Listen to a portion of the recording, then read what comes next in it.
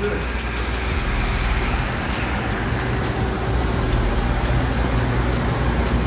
You make pretty good. There you go. How about your favorite combination? Finally, the highly anticipated match between Mike Tyson and Jake Paul is a few days away, and Iron Mike Tyson isn't slowing down.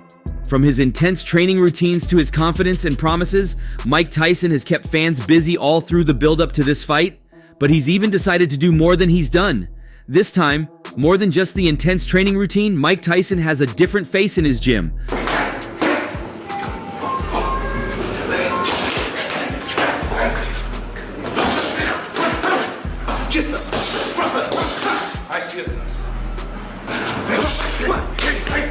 Surprisingly, it's none other than the only fighter in history who gave the baddest man on the plant a two-time beating, Evander Holyfield. Ever since their fight, Mike Tyson apologizes, and then Evander Holyfield and Mike Tyson have shared a great friendship. The whole big thing, I'm telling you, this man fought his whole life for whatever reason he chooses to do this. We already know he ain't gonna be as quick as him, but you know. However, it's not really clear what exactly Evander Holyfield was going to do in Mike Tyson's gym, as he's a little older than Mike Tyson, and as such, he may not be in the best condition to train Mike Tyson for the fight.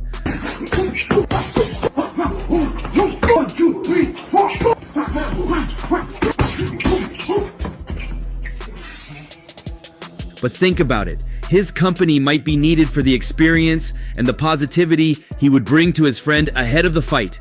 Besides, they could train together and do so much more. Regardless, Mike Tyson is doing everything possible to get everything he needs ready for the fight. His invitation of Evander Holyfield looks more like a step in the right direction. The 58-year-old Mike Tyson is set to end a 2-decade spell away from professional boxing when he takes on YouTuber-turned-fighter Paul at Atant Stadium in Texas on November 15th.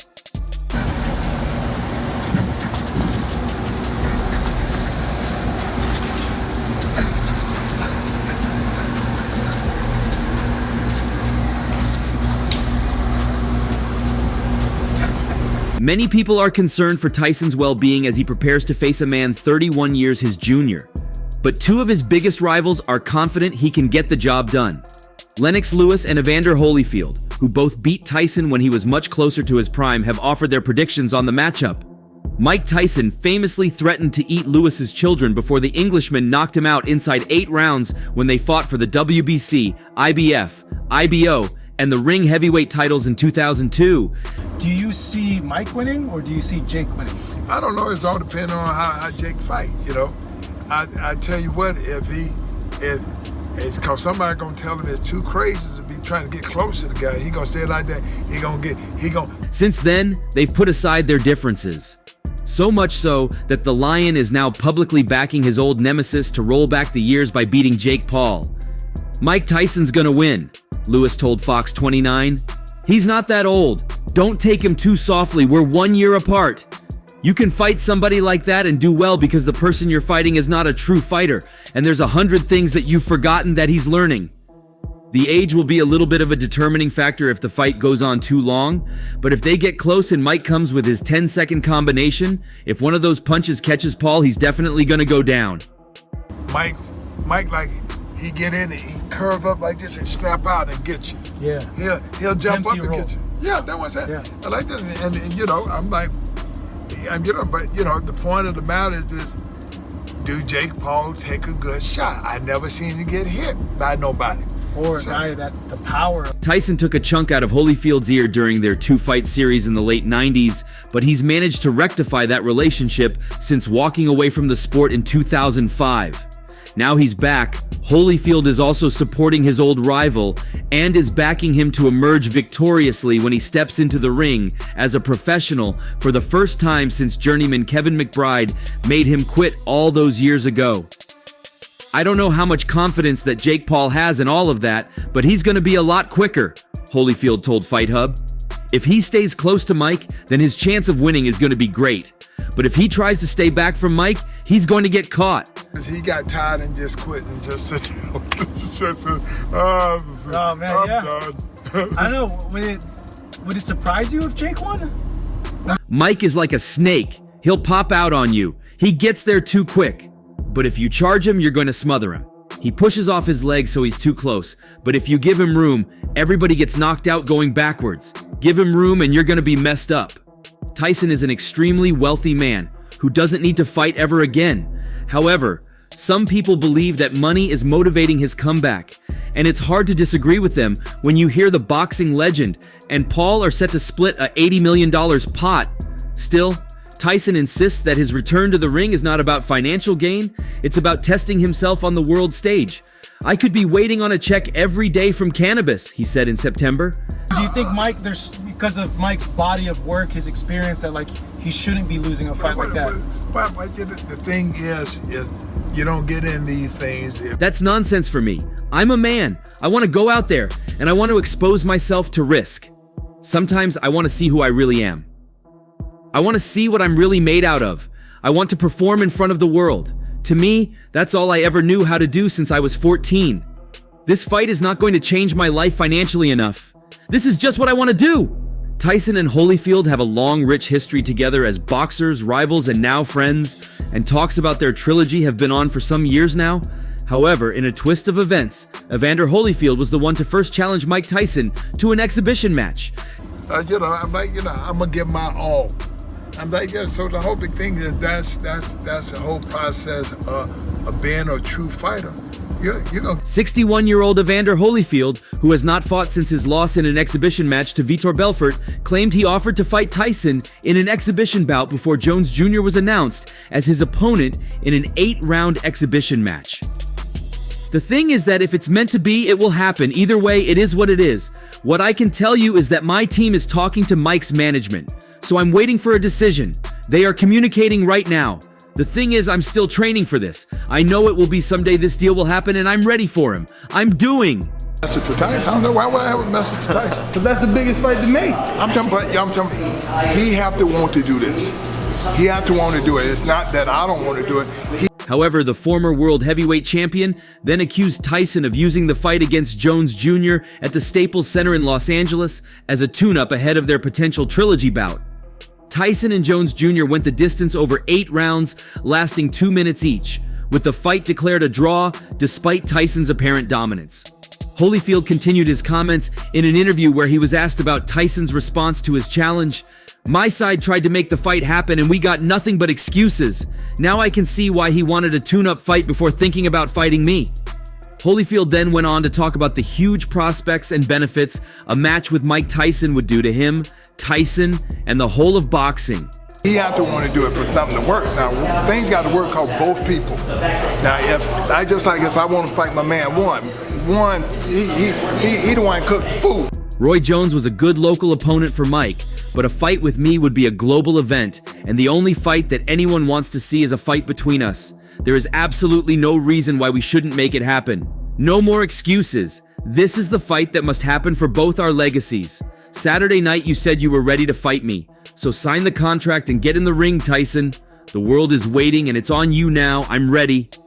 Once, The Real Deal has claimed that the only fight that will bring him back into the boxing ring will be against Iron Mike Tyson. However, he had an exhibition match against Vitor Belfort 3 years ago, where he had a terrible loss in the first round. I know how to survive, if anything. I can defend myself. Oh, swing and a miss, and Holyfield goes into the ropes. That was clearly a slip. He's very patient, and he looks for an overhand left, and then there it came. Evander Holyfield, months shy of his 59th birthday, was stopped on his feet by former UFC champion Vitor Belfort just 149 into the opening round at the Hard Rock Hotel and Casino. Belfort swarmed Holyfield from the opening bell and never backed down in the Triller Fight Club main event as former President Donald Trump watched on from the commentary booth. The former heavyweight champion, one of boxing's all-time greats, showed no resistance at all in his first fight since a decade ago. A flurry of punches sent Holyfield to the canvas, and after he beat the count, Belfort let his hands go until the ref wisely stopped the fight, saving Holyfield from further punishment.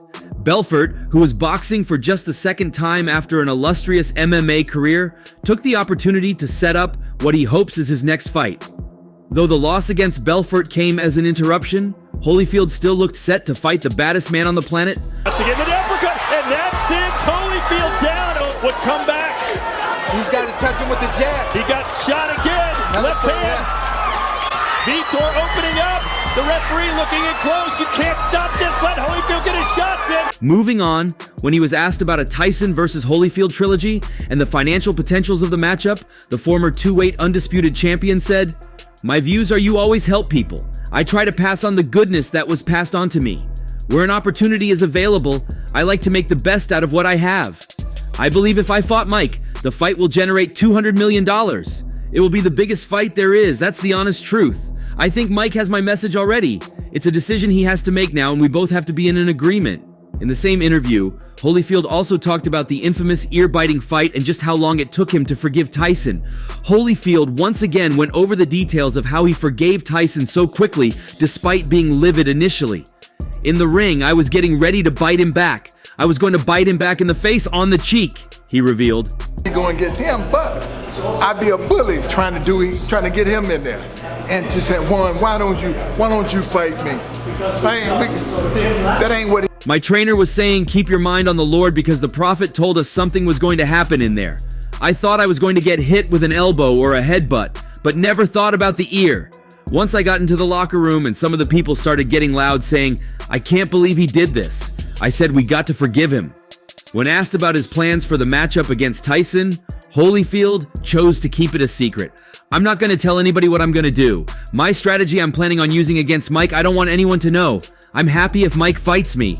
Notwithstanding, Mike Tyson's positivity as regards Holyfield accepting the challenge must have been motivated by his own actions when Holyfield challenged him a few years ago. He do. He cook. Now you ain't no I cook it. So it's just you should say, I cook the man. I'm because he cook. That's what he do. Everybody got to listen. After initially ruling it out, Iron Mike made a U-turn with a 21.5 million pounds offer, believed to have persuaded him. When queries about the matchup back then, Tyson said, "I see that happening in the near future, me and Holyfield. Only thing we have to do is get some small fundamental differences resolved, get some paperwork done, and then it's on to the races with me and Evander. I just want everybody to know the fight is on with me and Holyfield. Holyfield's a humble man, I know that, and he's a man of God, but I'm God's man. And listen, I'm going to be successful May 29th. The former heavyweight rivals were scheduled to collide on May 29th, 2021 at the Hard Rock Stadium in Miami. However, the match never happened. Especially that they do well. So the whole big thing in life, it's not,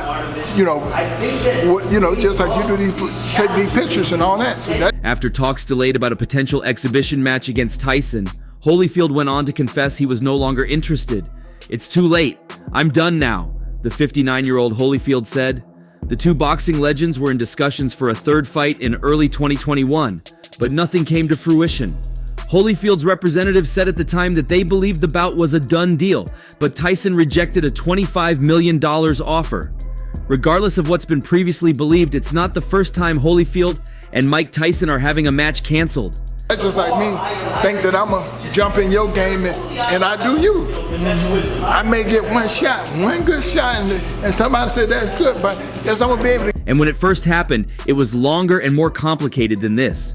Tyson and Holyfield were originally scheduled to fight on June 18, 1990 in Atlantic City, New Jersey.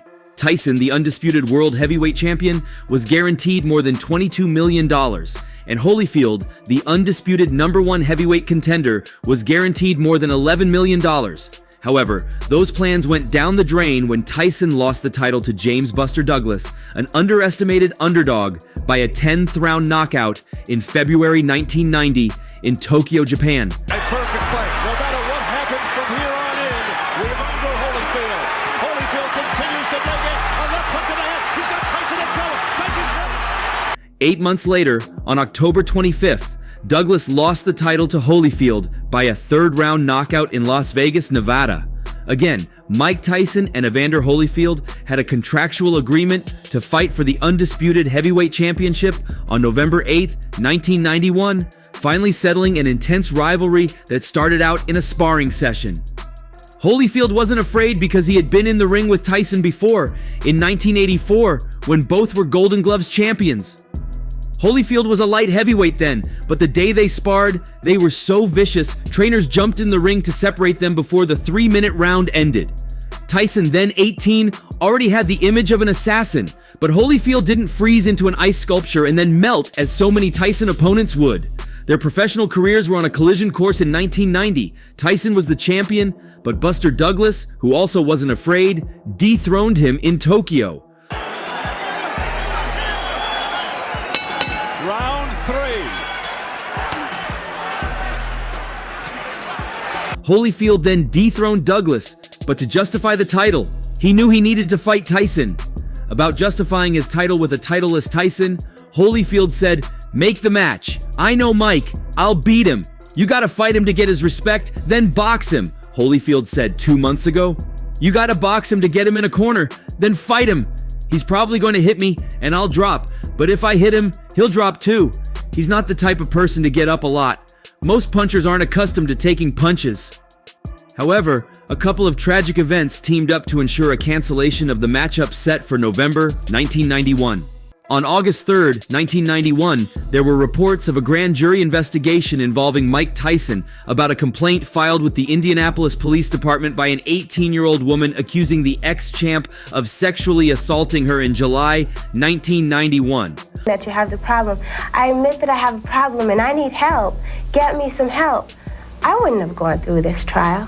The truth of the matter of what happened that night then is what? That she was not raped. And while the appeal process continued... On October 20th, 1991, Tyson was said to have pulled out of his bout with Holyfield because of a rib injury. This announcement came only hours after a request by Tyson to delay his rape trial was denied by Marion County Judge Patricia Gifford. Regardless, Mike Tyson's promoter, Don King, hoped to reschedule the event for January 20th, 1992, 1 week before Tyson would go to trial for rape and eventually get convicted. As a result, nothing came of it. And even when Mike Tyson returned, Holyfield's 3 losses cast doubt on the revival of the matchup.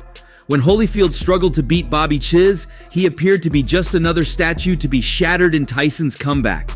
Tyson returned from prison with 4 consecutive knockout wins, while Holyfield was looking the exact opposite of what he was 5 years earlier. Holyfield also showing more hand speed. Come here. Come here. When I say break, you step back. Do you understand me? I'm not messing around here. Come on. Let's go. Come on. Like this, it's just going to be long. Holding every time they get close, and they get... Tyson returned and the fight was finally scheduled for May 3rd, 1997. However, it was postponed again until June 28th due to a cut Tyson suffered over his left eye during training. The cut occurred when Tyson butted heads with a sparring partner. And finally, on June 28th, 1997, the match held. Tyson and Holyfield met in the center of the ring at the opening bell and engaged in the kind of furious combat that no heavyweight fight fan had seen in years. They swung wildly and then collapsed into clinches, shoved each other away, and finally resumed battle as the cycle began again. It was breathtaking, especially when it became clear that Holyfield would not be flattened by Tyson's straight-ahead shots. Close a lot. Evander's not retreating. He's not running. He's the tail end of my honeymoon.